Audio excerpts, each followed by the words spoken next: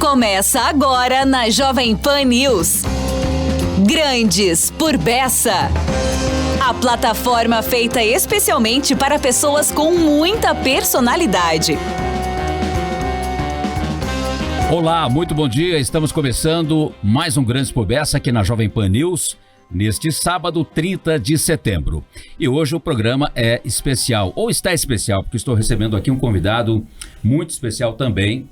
Essa é a razão do programa de hoje ser especial. Estou recebendo aqui, tenho o prazer de receber Dr. Paulo Cruz Pimentel, ex-governador do Paraná. Muito bom dia, Dr. Paulo. É uma satisfação enorme vir aqui conversar com seus ouvintes a respeito da nossa vida passada. Estou com idade aparentemente avançada. Tenho 95 anos. 95 anos. Mas a minha mente ainda, graças a Deus, é perfeita. O meu raciocínio vai longe. Eu ainda dou opinião até nos assuntos que não tenho nada a ver com ele. É mesmo? Mas tenho muita satisfação de estar aqui com você, Bessa. É um enorme prazer que não há palavras com as quais eu possa manifestar o meu sentimento. Eu é que agradeço, né? Essa honra do senhor ter vindo aqui, né? Ao nosso estúdio aqui da Jovem Pan, aqui na sede do Grupo RIC, no Pilarzinho, para bater esse papo. E olha, sinceramente, eu acho que... Até vou pedir, por gentileza, uma água aqui para nós dois. Mas, enfim, para conversarmos, né? Acho que o nosso tempo aqui, que vai ser integralmente dedicado ao senhor, vai ser pouco, né? Porque é uma vida... plena aí de realizações na área empresarial, política, mas eu queria começar, doutor Paulo, começar pelo começo, obviamente, né? O senhor é paulista de Avaré, isso todos os paranaenses sabem, né? Porque a sua biografia é bastante conhecida, mas o senhor começou a sua vida lá em Avaré, olha só uma curiosidade, como locutor de rádio. Sem dúvida. Quer dizer que se eu tiver uma emergência aqui, precisar sair, o senhor assume tranquilamente aqui. Sem a menor preocupação sua, pode sair à vontade. Eu fico aqui comandando o programa e olha, o perigo é que eu assumo o seu lugar. Então eu não vou sair, não, nem para ir no banheiro. Sabe que eu, aos 15, 16 anos, fui trabalhar num serviço de alto-falantes. Olha nem só. Rádio era. O serviço de alto-falante... Temos isso em comum. Eu com essa idade também fui trabalhar num serviço de alto-falantes na minha Jacarezinho. Mas para aqui, agora a história é sua. Pois é. Eu fui trabalhar num serviço municipal de alto-falantes da cidade de Avaré. A sede era no Coreto, no meio de uma praça. Então, aos domingos, eu faturava aquelas ofertas de música de um namorado para o outro. Tipo Correio Elegante. Tipo Correio Elegante. Enquanto eles passeavam na praça, e eu lá mandava os abraços, citava os nomes. Como eu conhecia a cidade inteira, aquilo não era muito grande, eu me referia a eles com certa intimidade. E com isso eu ganhava pontos. E fui embora. Mas aí de Avaré chegou uma hora que os meus estudos estavam limitados. Em Avaré só existia o primeiro ciclo, o ginasial. Sim. Eu havia o segundo ciclo do curso ginasial, né? Tive que sair de lá. Mas não dava para ir para São Paulo ainda. E eu queria ir para São Paulo. Fui parar em Botucatu. O senhor nem pensava em vir para o Paraná até então? Não, mas Paraná. Nem sonhava. E continuaríamos não sonhando. Muito menos que um dia viria a governar o Paraná. É isso mesmo. Eu vou contando a história. Você vai perguntando, né? Tá bom. De lá eu fui para a cidade de Botucatu. Certo. Fiquei um ano lá. Me esbaldei na sociedade, arrumei namorada, tornei-me sócio do clube principal. O senhor sempre foi bonitão, né? Fina estampa, né? Aí, não sei, ela está meio estragada hoje, mas ainda tá, ainda vale alguma coisa. Mas aí fiquei um ano em Botucatu fazendo o primeiro ano do curso clássico. Era assim que se dividiu o ensino naquela época. Certo. De lá eu fui para São Paulo, fiz o ciclo, a parte militar, no tiro de guerra. Tiro de guerra. Era a classificação do meu batalhão. Também fiz tiro de guerra. E, era e de lá eu fui para São Paulo. Fui morar numa pensão na Avenida São João, uma pensão meia boca. Qual era o nível econômico da sua família? É nível médio. Meu pai era dentista e minha mãe era muito preparada, falava francês correntemente. Tinha estudado no Colégio Chon em Itu. E escrevia discursos para o seu pai, que era um coronel da Guarda Nacional daquela época. Mas essa era a minha tradição política. Aí eu fui para São Paulo. Fui morar numa pensão dessa. Mas uma pensão na Avenida São João, ali perto onde é a Folha de São Paulo, na Barão de Limeira. Sim. Fiquei lá. Bem num ponto bem conhecido ali, né, de São Paulo. É perto do Largo do Aruche, sim, da Vieira de Carvalho. Quase que São João com Ipiranga, né, como diz a música do Caetano Veloso. Isso mesmo, um pouco mais para cima. Mas aí eu tive, como eu estava numa fase de crescimento, eu tive uma perturbação em razão da alimentação insuficiente. E aí eu desmaiei na pensão. E aí uma tia minha que morava foi no Jardim Paulista, foi me buscar. Me levou para casa dela, onde fiquei 4 anos. Mas eu cursei o segundo ciclo no Colégio Rio Branco, em São Paulo. E lá eu já conheci alguns personagens importantes, inclusive o Carlos Alberto de Nóbrega, que foi depois um grande artista de TV, né? Bom, grande humorista. E o meu pai se decepcionou totalmente comigo, porque ele queria que eu fosse dentista, ou melhor, adotasse a profissão dele. E eu queria ser advogado. O meu sonho era as letras. O senhor não queria seguir com a comunicação, então? Não, comunicação nem sonhava, né? Estava bem fora dos meus propósitos. Eu entrei na faculdade no primeiro lançado. Naquele tempo, havia uma prova em latim. Olha só. Porque tinha o direito romano logo no primeiro ano, que hoje não tem mais. Sim. E eu fui estudar latim, português bem afundado, fiz cursos e tal, e fui embora. Eu sentava na primeira fila das minhas aulas, porque o meu sonho era ser professor. E eu queria ser professor de Direito Civil daquela universidade que eu estava cursando. E por aí eu fui sonhando sempre. E sentava na primeira fila. As dificuldades para obtenção de livros, apostilas, eram grandes. Então eu anotava as aulas, estudava com todo carinho.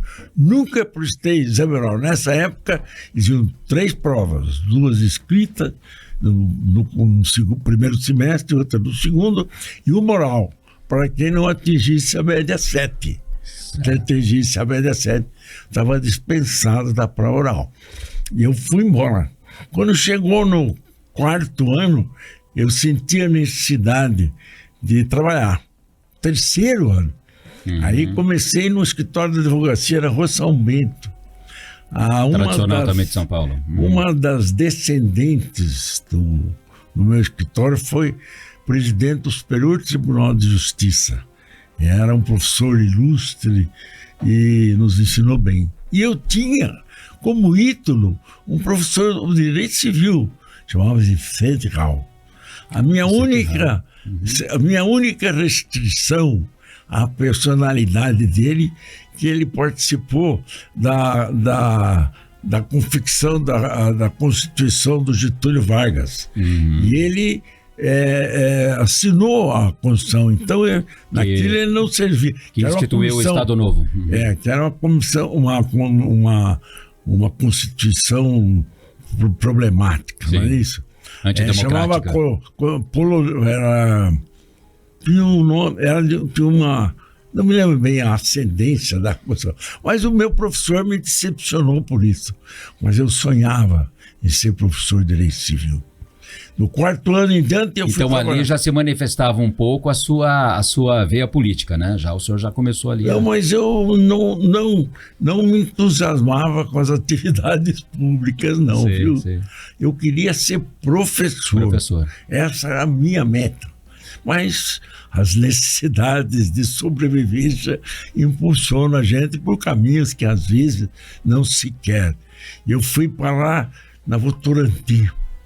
Me levaram lá, prestei um concurso, passei, fiquei 4 anos como advogado da Votorantim. Era amigo dos Moraes, tinha no Dr. Moraes um companheiro que mais tarde... Pai do Antônio Emílio. O pai do Antônio Emílio, Certo. José Emílio de Moraes. José Emílio de Moraes. Ele era pernambucano e foi senador por Pernambuco. Ah. Eu me encontrei com ele em Brasília mais tarde. Mas ele me impulsionava. E eu trabalhava na Votorantim com todo o meu esforço, com toda a minha dedicação. Fazia 4, 5 audiências por dia quando eu trabalhei na Justiça. Mas o senhor não Trabalho. conseguiu ser professor, então? Não. Foi a minha frustração. E é a minha frustração até hoje, viu, Bessa? Não Sério? fui professor. Eu queria ser professor. Poxa E professor de direito. E no direito eu queria ser professor de direito civil. Não deu certo.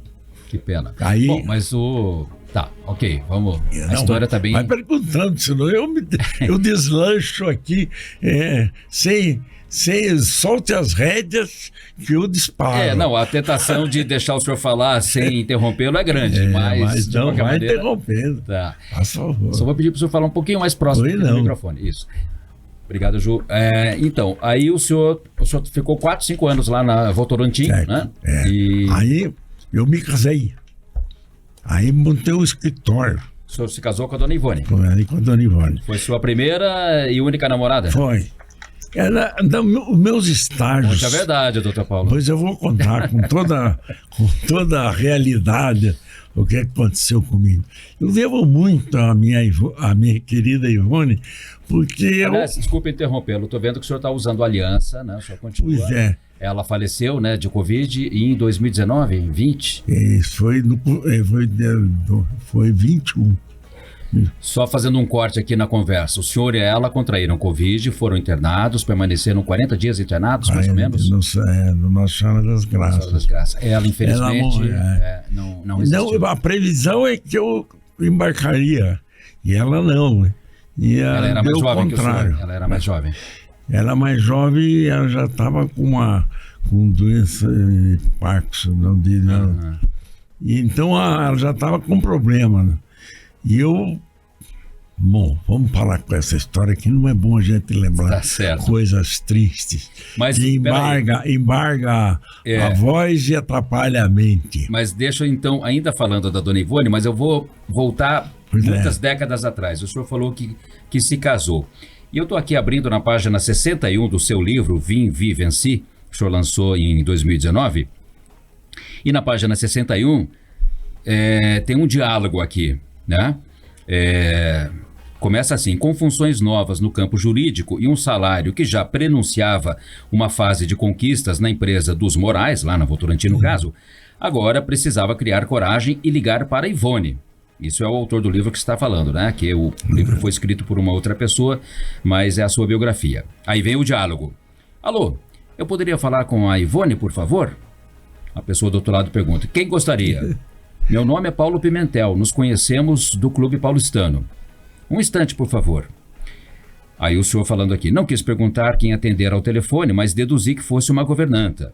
E logo em seguida ouvi uma voz surpreendentemente tímida. Alô, quem é? Olá, Ivone, aqui é Paulo Pimentel. Quem? O estudante de direito com quem você dançou lá no Paulistano. Um breve silêncio e... segue o baile. É isso mesmo? São reminiscências extremamente agradáveis. Mestre, deixa eu dar um estágio, então, já que você vê. Eu sou um modesto cidadão, nascido numa pequena cidade no interior. Cheguei em São Paulo e a tentar com pretensões maiores também não seria muito fácil. Como eu saí da Avenida São João, eu fui morar na casa da minha tia, que era no Jardim Paulista, no alto, ali perto da Avenida Paulista. Ali eu fiquei vários anos. Uma área mais nobre já.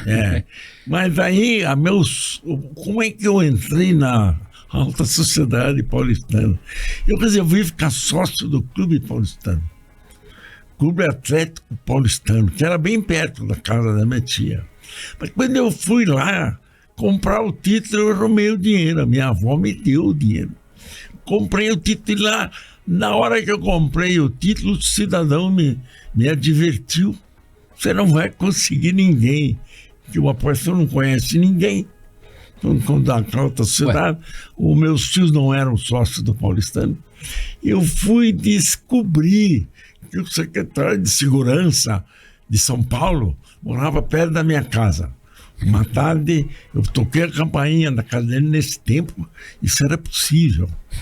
Hoje não é mais. Não. Mas aí ele me atendeu. Não tinha câmera de segurança, eu nada? me identifiquei como estudante de Direito, fiz um discurso para ele de apresentação, e eu falei, eu queria pedir para o senhor me apresentar, eu quero ser sócio do Paulistano e não conheço ninguém. Com a cara e a coragem, o senhor tocou a campanha lá. Mas como é que pode uma juventude impulsionar ou um cidadão a tais aventuras, né? Cheguei, ele assinou. Fui lá e esfreguei no nariz do cidadão que tinha duvidado da minha competência. Fui lá e me inscrevi. Tomei sócio do Clube Paulistano. Avalizado por ninguém menos que o secretário de Segurança de São Paulo. É isso mesmo. Com todo esse apoio, eu entrei na sociedade. Mas eu conheci a minha esposa lá, a Ivone. E com isso ela me apresentou a alta sociedade inteira e foi ficar um ano na França. Aqui, como ela não está mais junto de nós, eu posso dizer que eu namorei todas as amigas dela. Olha só. Quando ela voltou... Aproveitou a ausência Quando dela. ela voltou, foi um desastre. Ela não queria mais... O senhor levou um fora. Levei aqui fora. E custei um bom período para me reabilitar. Reabilitei. Mas foi a Ivone que me colocou na alta sociedade de São Paulo. Daí para frente foi fácil. Eu fiz um inventário. Eu vou imaginar aqui uma coisa.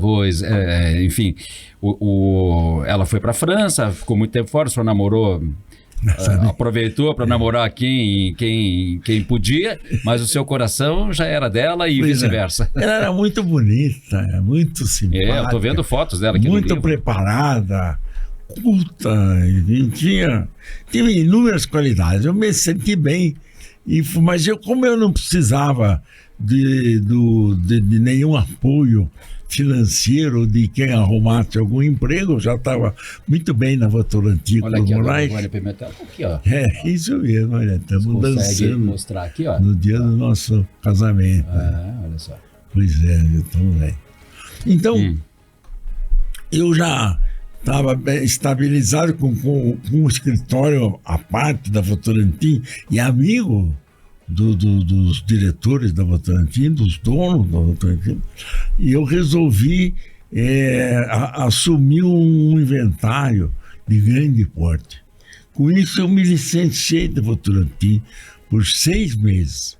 O doutor Merai me desaconselhou, fique por aqui, não vá para fora. E aí eu fiz esse inventário, comprei uma casa, morava no Jardim Paulista. Olha só. Já tinha mudado de patamar. Na rua General Mena Barreto, 37, ali bem perto do Ibirapuera. Já estava muito bem de vida, ia muito bem. Aí fiz o inventário, ganhei um bom dinheiro, me estabilizei no escritório da Rua Conselheiro Espinheiro, de São Paulo. Um dia, o meu sogro me chamou e falou, olha, tive um problema de família aqui, você precisa me ajudar. Seu sogro era o João Lunardelli. João Lunardelli. Que tinha a usina de Poricatu. Poricatu, aqui no interior do Paraná. Isso. Vou chegar lá porque aí que eu vim para o Paraná. Paraná eu só conhecia a fronteira, Jacarezinho, por ali, mais nada. Opa, minha cidade. Pois é, porque estava perto de Ourinhos, perto de Piraju, perto de Avaré, não é isso mesmo? Isso aí. E então, aí Vindo de São Paulo, é a primeira cidade é Jacarezinho. Mas eu não queria largar a profissão, porque o meu sonho ainda continuava a ser aquele professor de direito civil. Aí eles me trouxeram para eu advogar para eles no norte do Paraná. Foi a primeira vez. Aí o senhor estava casado há pouco tempo? Não, com 3 filhas. Já com 3 filhas. Quando eu vim para o Paraná, eu já tinha 3 filhas. Mas aí eu fui para Porecatu para advogar para eles. Fazia participava das audiências em Londrina e aqui em Cuiabá, onde eles tinham fazenda. Os Lunardelli eram os reis do café. Tinha fazenda de café no Paraná, tudo, no Mato Grosso, em todo o Paraguai eles tinham criação de boi. Até que um dia fui chamado. Tinha uma reunião dos Lunardelli. Nós resolvemos te designar superintendente da usina. Mas eu não quero. Eu quero voltar, eu quero ser professor, minha meta é outra. Eu vou voltar para São Paulo, eu já estava. Você vai ser superintendente. Assumi a superintendência da usina central do Paraná. Lá em Porecatu. Então, minha vida era São Paulo, Curitiba e Porecatu. E lá tinha campo de pouso, eu vinha de avião. Tinha um avião de comercial. Em São Paulo, Piraju, Porecatu. Fiquei 2 anos como advogado, 2 anos como superintendente da usina. Tomei conta da região. Então eles não paravam muito lá.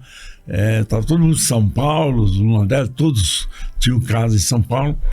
E eu fiquei tomando conta da usina. Um dia, alguém me telefonou da cidade.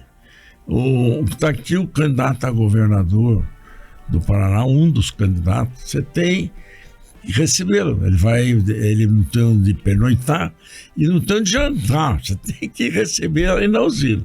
Mas eu não tenho tempo, eu não quero saber de política, eu não quero ter de ninguém que vem aqui com pretensões políticas. Mas a insistência foi tão grande que eu fui lá na praça assistir os discursos do comício político.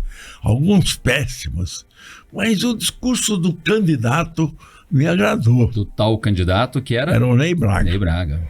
Aí ele veio o Ney Braga para jantar comigo, sentamos e conversamos até as tantas da madrugada. Porque o que nós conversamos? Ele talvez supusesse que eu fosse um primário. E foi encontrar um pessoal de nível universitário, mais ou menos. O senhor estava com uns 30 anos, mais ou menos? Estava com 31 anos. 31 anos, precisamente. Aí ele pediu um motorista para acompanhar em um carro. Isso era que não faltava por lá para levar. Vai ficar 15 dias comigo. Ele falou, tudo bem. Quando o motorista voltou, Paulo, ele vai convidá-lo para ser alguma coisa do governo dele. Por favor, nem fale isso. A minha vida é outra. Não aceito o convite. Isso foi em outubro, né? No Natal, estava passando em São Paulo, o meu sogro entrou na sala, na festa do Natal, na casa dele, e disse o fulano de tal, disse o nome de um amigo dele, pediu para você ir para Curitiba amanhã à noite. Era um sábado de Natal, domingo, era domingo à noite. Mas para quê? O governador eleito quer falar com você. Mas eu não conheço Curitiba, não conheço ninguém no Paraná. Conheci uma pessoa só em Curitiba. Era o Hermes Macedo, que era um comerciante de alto porte. Sim. Quando eu cheguei, Curitiba, desci na cidade desconhecida, aeroporto inteiramente estranho, ninguém para me receber, nem era o caso. Você deve ter descido aqui no Bacaxeri, né? Não, desci no Avião Comercial. Já no Afonso Pena. Já no Afonso Pena. Aí me contaram que ele era São José dos Pinhais e tal. E eu vim embora, fui direto no escritório do candidato. Então governador eleito já, né? Já governador eleito. Cheguei lá, ele não estava. Decepção total. Pô, eu já vim para não aceitar mesmo, vou embora. Você disse para ele, depois disse para o Marcelo, quem eu procurei. Você vai dizer para ele que eu não quero, eu vou embora. Eu não vou aceitar. Por inúmeras ações, até por questão de remuneração. Eu ganho muito lá e aqui vou ganhar muito pouco. O Emerson, o doutor Hermes Macedo, eu não sei se ele vai receber as suas desculpas. Aí fui lá, o governador tinha viajado. Tive que voltar, evidentemente, passei por uma loja para comprar as roupas para o pernoite. Fui pernoitar no antigo Hotel Iguaçu, né, que hoje é o Hotel Bourbon, que era nesse tempo do Arnaldinho Camargo. Arnaldinho Camargo, ali na Cândido Lopes. Foi a segunda pessoa que eu conheci, foi em Curitiba. Aí, então, quando fiquei para o dia seguinte, o governador, ciente que eu não ia aceitar, chamou um dos jornalistas. Chamou meu sogro, que era um dos donos. Falou, nós temos que manter o ordenado do Paulo, que eu quero o Paulo. Aí o meu sogro perguntou a ele, para onde você vai colocar o Paulo Pimentel? Ele falou, na Secretaria da Agricultura. Então, respondeu o velho Norberto, ele tem razão para não aceitar, porque ele não entende nada de agricultura. O papel dele lá é jurídico e finanças, mas ele não é o forte dele. E eu lembrava que eu quero o Paulo na agricultura. E o senhor não entendia mesmo nada de agricultura? Não, eu era assim, debaixo do pé de café. Mas tinha administrado uma usina de açúcar.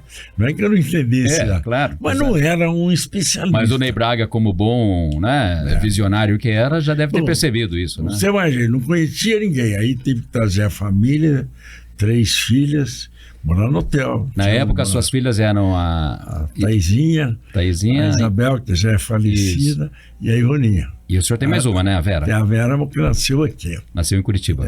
Só um parênteses aí. A Isabel, que já é a sua filha falecida, é mãe do Eduardo Pimentel, seu neto, atual vice-prefeito de Curitiba. É isso mesmo. E é mãe do... Não podemos esquecer de falar dele. Daniel Pimentel. Também do Daniel, claro, presidente da Copel. Da qual o senhor foi presidente também. Então, comecei a minha vida na Secretaria da Agricultura. Ninguém fazia nada na agricultura. O secretário ninguém conhecia. E eu saí feito louco. Inventei, só para dar um exemplo, senão não tem muitas coisas para contar.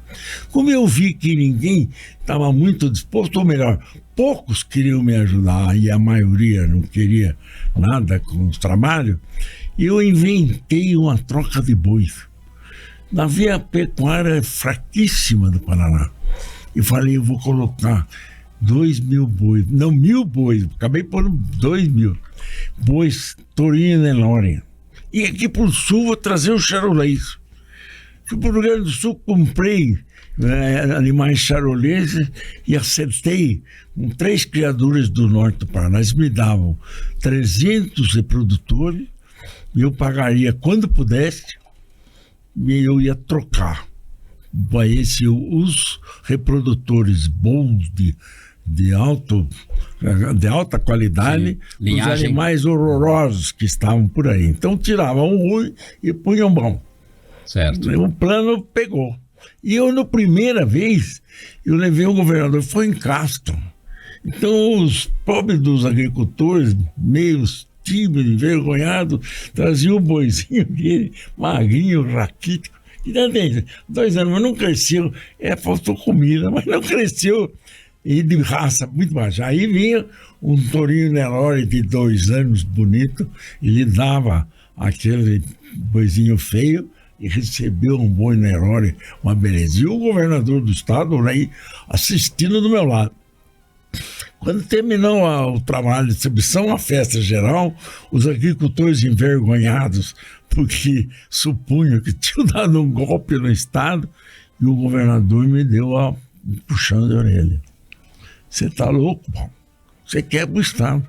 Eu vou quebrar o estado. Claro, você vai distribuir você quer distribuir 2.000 bois?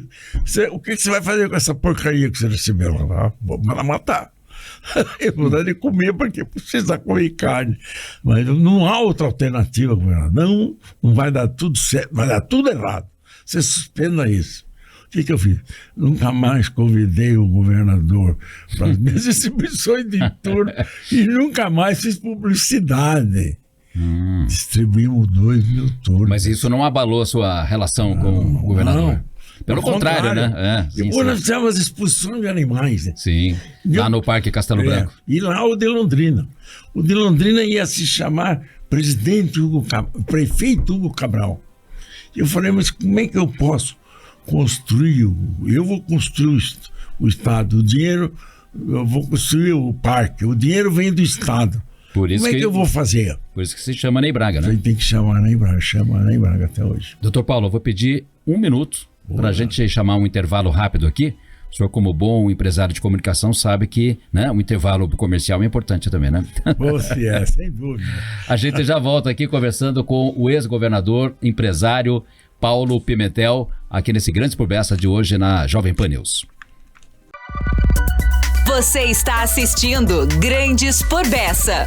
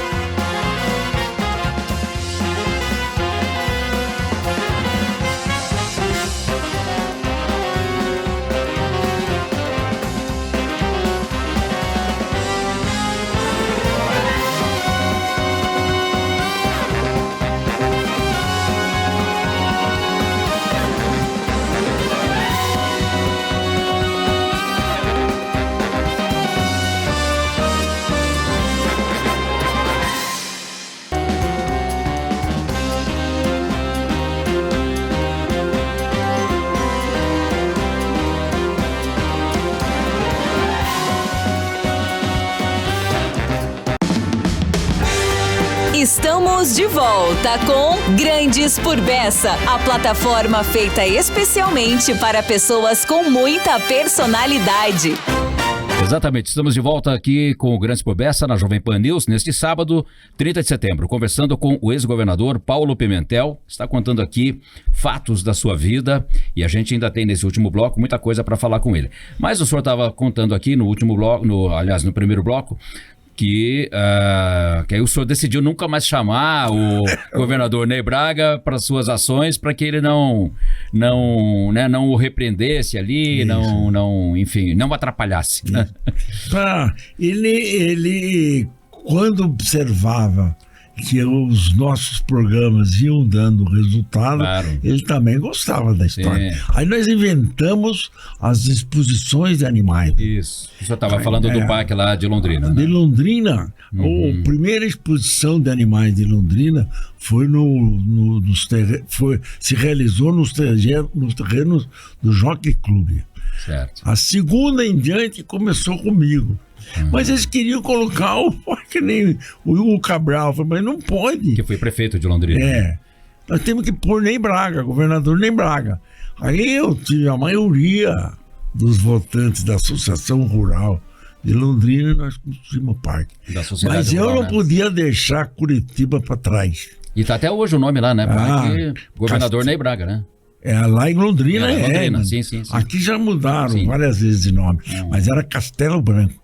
Eu fiz a maior exposição de animais em Curitiba, um espetáculo.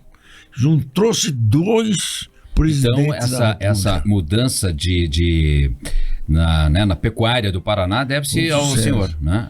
Sim, não é só a mim. Na qualidade. Claro, mas o senhor que deu... de pessoas, deu início povo, né? E depois, nós fundamos a Café do Paraná. Isso. Para fazer... Nós voltamos já aos Que era parques. café, que não era café da bebida, né? Era Companhia Agropecuária de Fomento Econômico do Paraná. Que, na verdade, seria CAFE, né?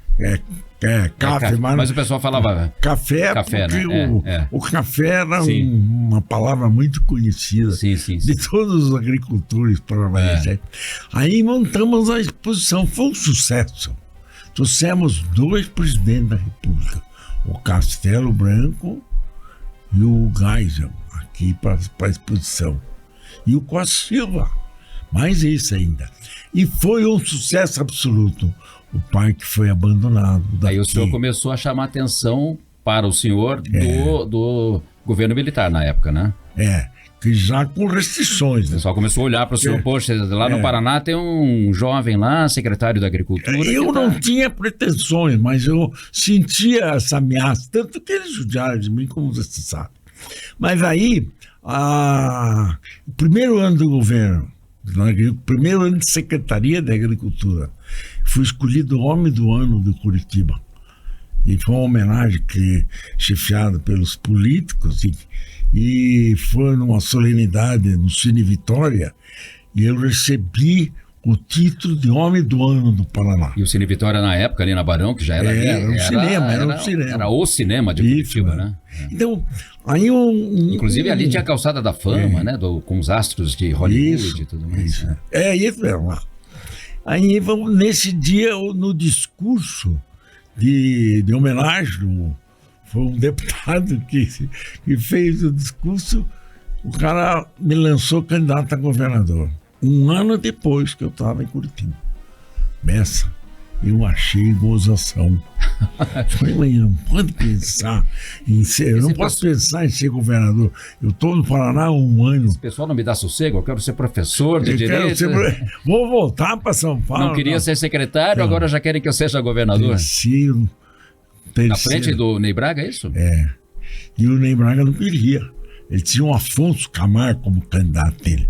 Surgiu eu, molecão, metido.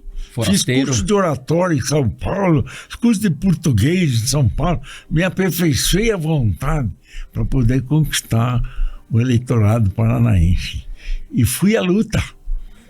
Mas ninguém... Mas aí o senhor não se opôs. Então, quando ele lançou o seu nome, o senhor não se opôs. Não, eu gostei. Eu achei bom. Ser governador do Paraná não é coisa desagradável, não, né? É coisa muito boa. Aí eu saí com as minhas divergências dentro do governo. Pedi demissão 2 vezes, mas fui embora em frente. Mas ninguém esperava que pudesse levantar um candidato contra nós do governo Ney Braga, que assustasse. E veio. O MDB, na época desmoralizado, lançou um candidato terrível, o Bento Munhoz da Rocha Neto, ex-governador, construtor do Palácio Iguaçu, ex-ministro de Estado da Agricultura. Que também foi um grande governador, né? Grande orador, um nome do tamanho imenso. Que dá nome ao auditório aqui do Teatro Guaíra. Tudo. E aí, assustou o Ney. Falou, Ney era inimigo do Bento. Eu não sabia dessa história. Eu estava indo. A política estava bem distante dos meus interesses. Você não conhecia esses meandros? Não. Aí fui enfrentar o Bento. Claro que você vai perder, Paulo. Saia dessa. Dizia com preocupação o meu sogro. Saia dessa. O Bento é imbatível. Falei, eu vou lutar, né? Eu estou no meio agora, não vou deixar para trás. Vocês me colocaram aqui agora? Todas as pesquisas eu perdia. Aí começou a chegar pesquisa do interior e eu ganhava. E fomos para a luta. O bate-chapa. Só que o Bento, o Ney, quando sentiu, isso é uma declaração pública que eu faço com prazer, quando sentiu que não tinha alternativa, tinha que vir comigo. Aí ele descarregou o governo em cima de mim. Os méritos também são dele e do governo. E eu ganhei em Curitiba, eu perdi por 2%. Em Londrina eu ganhei com 97%. E assim foi. Ganhei a eleição. Mas no dia da eleição, eu fui para Porecatu. E estava exausto. Então, o senhor foi eleito com 30 e... O senhor foi o mais jovem da história do Paraná? 37 anos. Mais jovem que o Ratinho? 4 meses mais novo que o Ratinho. 4 meses. Segundo declarações dele feitas numa sessão do Tribunal de Contas. Então, aí no dia da eleição, eu saí exausto, peguei o aviãozinho e bumba, fui votar em Porecatu, eu votava lá ainda. E fui dormir. Me joguei na cama e o tempo passou. À meia-noite, bateram na porta do meu quarto. Paulo Pimentel é o bispo de Londrina. Dom Geraldo Fernandes? Dom Geraldo Fernandes. O que será que esse cara está fazendo aqui? O que eu fiz errado? Governador Paulo Pimentel. Aí eu entendi. Eu tinha ganho e naquela época a apuração devia demorar, né? Horas, né? Demorar, mas não era... Não demorava, sempre a eleição foi uma apuração meio rápida, mas demorava mais tempo. Sim. Mas nesse dia, como começou a votação estourando, o primeiro voto foi em Foz do Iguaçu, onde eu ganhei estouradíssimo. Então, virei governador do Paraná e acordei, ninguém me deu mais sossego. Viemos em caravana de lá para cá, com sucesso. Aí o senhor mudou aí o seu conceito na família e com todos, né? Poxa vida. Depois de moleque eu passei a ser gente, porque até eles acharam que eu era molecão. Mas aí foi tomar posse, tomei posse e fui... me sentei na cadeira do governador. Pilha. Onde era o Palácio de Governo? Era ali na Barão, né? Não, lá no Iguaçu, lá onde está hoje. Já era lá? Já era a mesma Iguaçu. sala que tal. Tá. O Ratinho hoje é a minha sala ali. Só que eu tinha um salão de recepção muito grande que ele não tem. Mas desculpe a minha imprecisão histórica aqui da política. O Bento já tinha sido antes governador, né? O Bento consultou o Centro Cívico. Isso. E o Teatro Guaíra que pegou fogo. O projeto do Centro Cívico é dele, exatamente. Mas aí ele tentou voltar e o senhor o derrotou, foi isso. Depois eu fiz vamos contar do Palácio Iguaçu. Tentei. Então, porque a gente tem vários assuntos aqui ainda. E uma pilha de uns 2 metros de altura para eu despachar, né? Processo. E eu fui ler o primeiro, os meus adversários diziam que eu era despreparado, que era jovem demais, etc. Quando eu vi aquele monte, fui ler o primeiro e falei, meus adversários tinham razão, eu não sou capaz de administrar isso aqui não. Em 10 dias eu fiquei dono do assunto, estudei como sempre fiz da minha vida. Mas aí o senhor já tinha uma bagagem intelectual como advogado, né? Já tinha advogado para Votorantim, para a usina lá de Porecatu, né? Do seu sogro. O senhor já estava escolado, né? Tenho tanta história para lhe contar. Agora, então, essas histórias todas estão aqui neste livro, né? Que eu mostro novamente a capa aqui, olha. Vivenci Paulo Pimentel, lançado... O senhor lançou esse livro aos 91 anos de idade, né? 91 lá no Palácio Iguaçu. É isso mesmo. Portanto, há 4 anos. Eu ia lançar numa livraria. E aqui na contracapa está o senhor aqui, ó, jovem, em campanha. Esse na saída da Assembleia, depois de ter sido empossado. Aqui diz, Paulo Pimentel foi governador do Paraná aos 37 anos. Detentor ainda do título do mais jovem ocupante do cargo. Almoçou com os paranaenses todos os dias, ao longo de 30 anos, quando fazia comentários políticos transmitidos por suas emissoras nesse horário. Vamos pular aqui para a sua... Porque daí o senhor fez um governo, inclusive o símbolo do seu governo era aquele para os mais... sinal verde. Para os mais antigos aí, né? Aquela bola verde, né? Aquele círculo verde que tinha nas estradas, né? Paraná, aqui se trabalha. Exatamente. Era uma advertência. Em toda, se vier para cá é para trabalhar. Toda a fronteira tinha lá um aviso. Paraná, aqui se trabalha. Se não fosse para trabalhar, voltasse. E dizia ou nem que viesse. Muita gente voltava. E uma história sobre isso muito importante.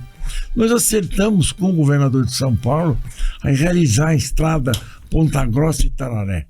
Eu achava que o sul de São Paulo poderia ser trazido para o Paraná. Capão, Bonito, Itapeva, Itararé, etc. Então nós acertamos, o governador de São Paulo fazia 80 quilômetros de lá e eu fazia 180 de carro.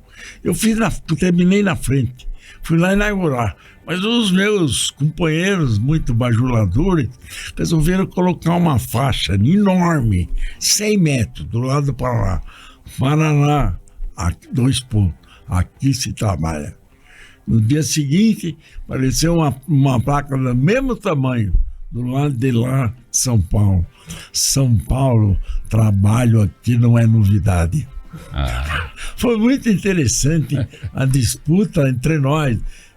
Pela tradução, mas só para completar. Os marqueteiros já estavam agindo aí. E eu também trouxe para a Universidade de Ponta Grossa, foi com o objetivo de absorver estudantes do sul de São Paulo. Olha só. E a estrada? A UEPG. Uhum. Bom, aí o senhor fez o seu governo, né? O senhor não se reelegeu. Naquela época acho que não tinha, né? Não havia. Não tinha reeleição. 5 anos o mandato. Era 5 anos, né? Não havia reeleição. Então, mas em seguida... O senhor saiu com 41, 42 anos, né?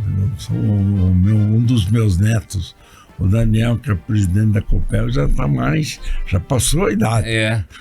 Então, e o senhor hoje, eu não quero deixar de falar aqui do seu neto, Eduardo Pimentel, que é o atual vice-prefeito de Curitiba, já reeleito junto com o prefeito Rafael Greca. O senhor cravaria que ele vai ser o próximo prefeito de Curitiba? Não teria essa audácia de fazer tal afirmação, mas acredito que ele tem condições excelentes. É um batalhador, já comunica muito bem, fala bem no palanque, sabe se apresentar, está obcecado. Primeiro você está obcecado pela ideia, está obcecado. É um rapaz de primeira grandeza. Diferente do senhor lá atrás, ele quer ser prefeito, né? O senhor não queria ser secretário e tal. Mas governador eu quis ser. Mas ele luta para isso, estuda para isso. O senhor o aconselha? O senhor dá conselhos? Eu aconselho muito. Eu acho, e tenho dito isso a mim, eu tive uma discussão há poucos dias com um cidadão, eu não me lembro bem aonde. O problema é que o político ficou marcado como homem mau. O político não presta, o político é ladrão, o político é sem vergonha. O senhor mesmo tinha essa visão lá atrás, quando o senhor disse que não queria saber de político. Mas aí, as melhores figuras fogem da política, porque não querem se comparar com essa canalhada que é o mundo político, o que não é verdade. Se há problemas de conduta no mundo político, a culpa são daqueles que não querem ser candidato. Então, há um dia desse, um médico de uma cidade do interior, Colorado, que era ser candidato a prefeito, desistiu.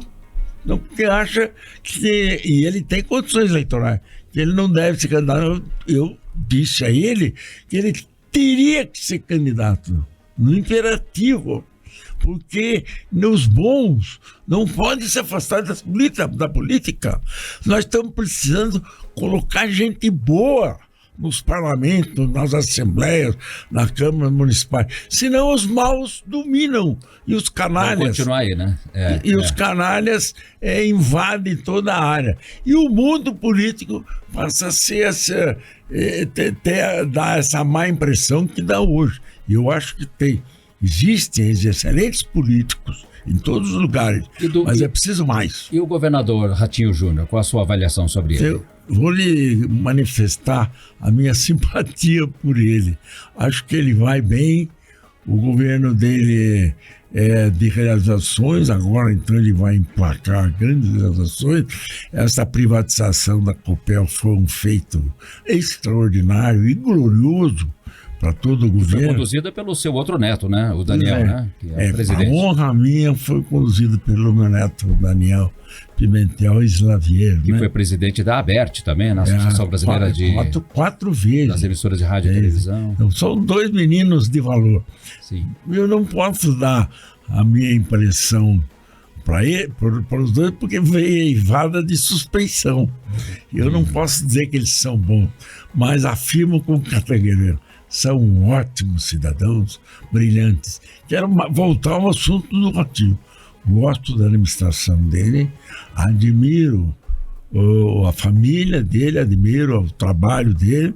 Tive negócios com o pai dele de certo porte.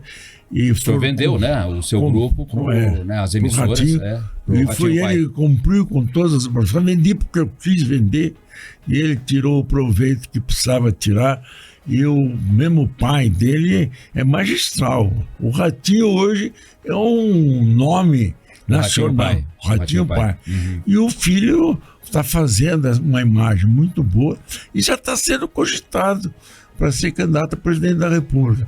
Eu acho com grandes chances. Porque o Paraná... Para já? Para já? Ou para a próxima já? Ou não sei se para a próxima, mas ele pode construir. Sim. Pode ser que não seja para a próxima. Mas eu acho que é para a próxima, viu? Está faltando gente. O Bolsonaro foi-se.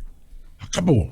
O Bolsonaro não tem chance nenhuma de retorno, penso eu.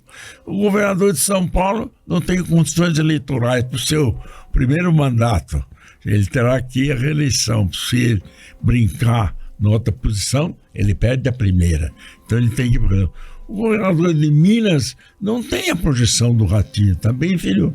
Quem mais tem? O Ratinho tem grandes chances.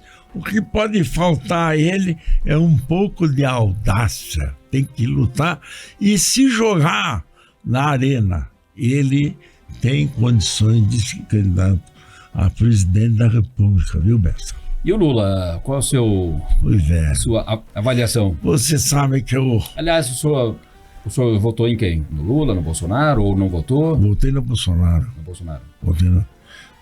Com convicção ou por exclusão? Por exclusão. Não tinha outro. Eu fui amigo do Lula, eu fui constituinte, você se lembra? Sim. E o Lula foi constituinte. Nós conversamos muito na famosa comissão de sistematização da Assembleia Nacional Constituinte. Ele, várias vezes, eu estive com o Lula em Brasília, inclusive numa solenidade do Daniel com o presidente da BED, nós fomos com ele para a Igreja do Torto. Ele, evidentemente, ele não me reconhece, já passaram os tempos, mas eu conheci bem o Lula. E acho que ele vai mal como presidente da República. Por que eu acho que vai mal? Porque ele se obcecou em punir os rebeldes de 8 de janeiro, ele se obcecou em acabar com o bolsonarismo e não governa o país. Do outro lado... Não desceu do palanque? Ele viaja muito. Aquela e ele história, já está né? com 9 meses de governo.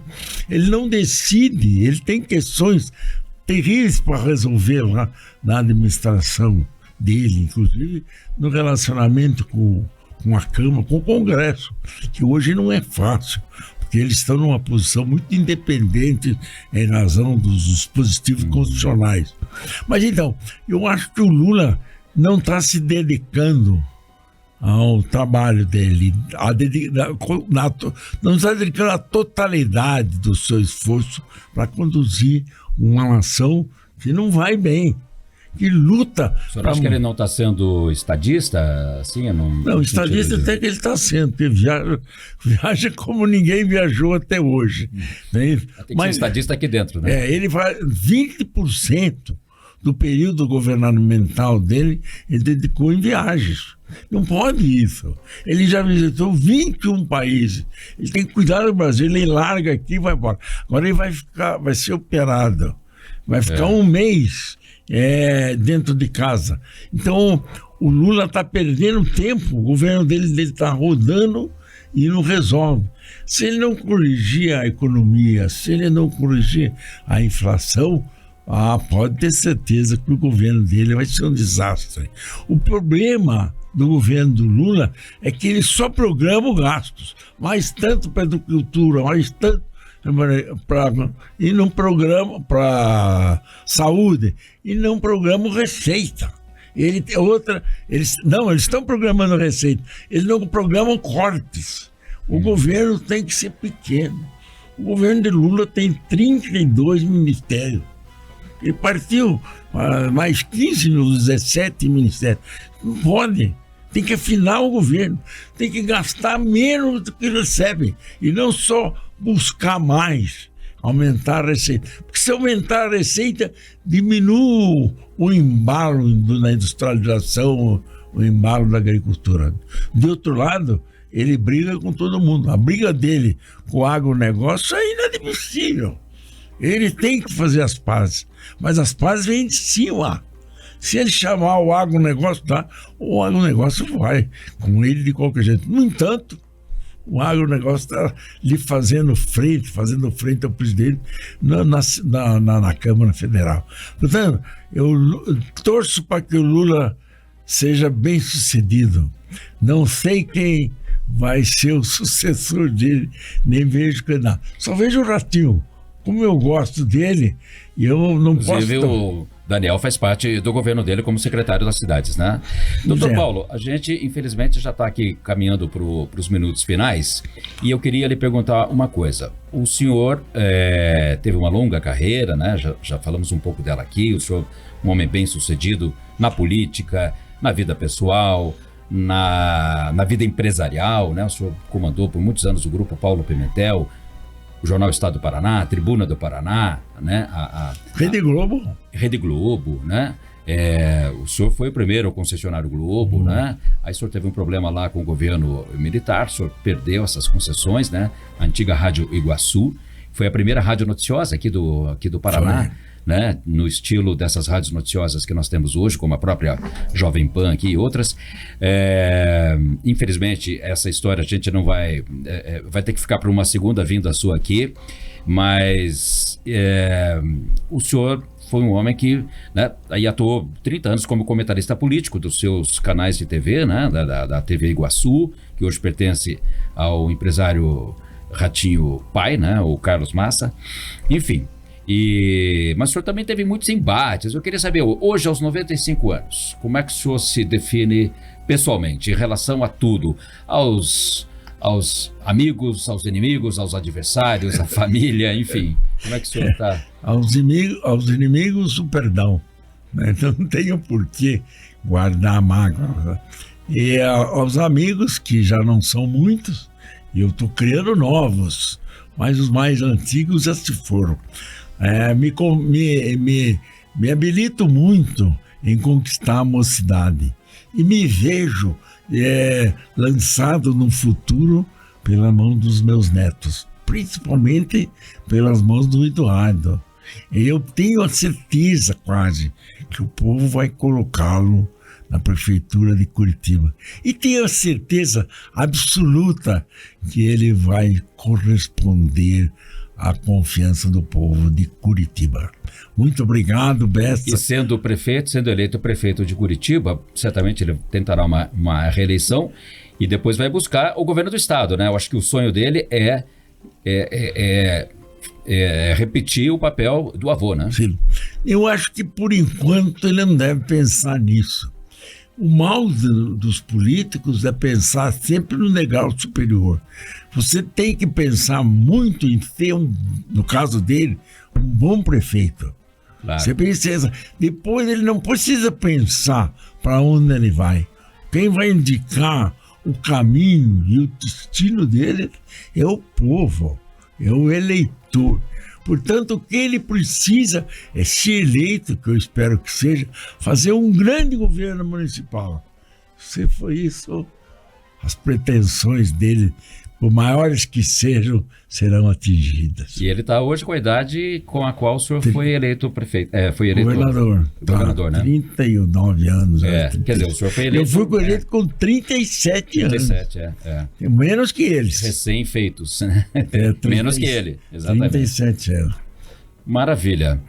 Olha só, Dr. Paulo Pimentel, ex-governador do Paraná, hoje nos dando a honra aqui no Grandes por Bessa, conversando com a gente, contando muito pouco, né, da sua longa história, longa jornada. O senhor se arrepende de alguma coisa, assim, para a gente encerrar com essa pergunta? Não, me arrependo.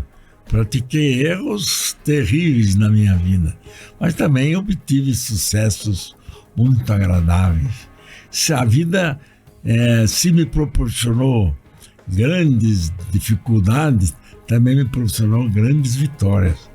A maior vitória minha foi ser governador do Paraná. A outra grande vitória foi me ter realizado como empresário. Eu nasci do nada como empresário. Comprei o jornal Estado do Paraná, a Tribuna, com pouquíssimo dinheiro, apoiado pelo Brasileiro de Desconto, que o meu amigo, na época, Amador Aguiar, era o seu presidente. E aí comprei, instalei a TV Iguaçu, trazendo equipamentos da Inglaterra. Foi o maior sucesso da história. Trouxe a Rede Globo. Como não? Perdi a Rede Globo por um capricho do presidente Ernesto Geisel, que chegou aqui com o dedo no meu nariz, numa inauguração de São Paulo. Nós vamos liquidar com você. Uma semana depois, eles cortaram a Rede Globo. Cortaram. De dia para noite. Tiraram do ar. De dia para noite, fecharam a Rádio Iguaçu. Morremos junto com a Rádio Iguaçu, fazendo um discurso do Nestor Batista. Foi um negócio fantástico. Só sobrevivi porque me elegi deputado federal e fui para Brasília para batalhar contra o governo daquela época, a ditadura daquela época. Eu tenho preocupações com o momento atual, com essas movimentações que estão acontecendo, porque uma reação militar não é conveniente para ninguém. Esperamos que isso não ocorra. Né? Democracia. Nunca mais. Democracia é a melhor coisa.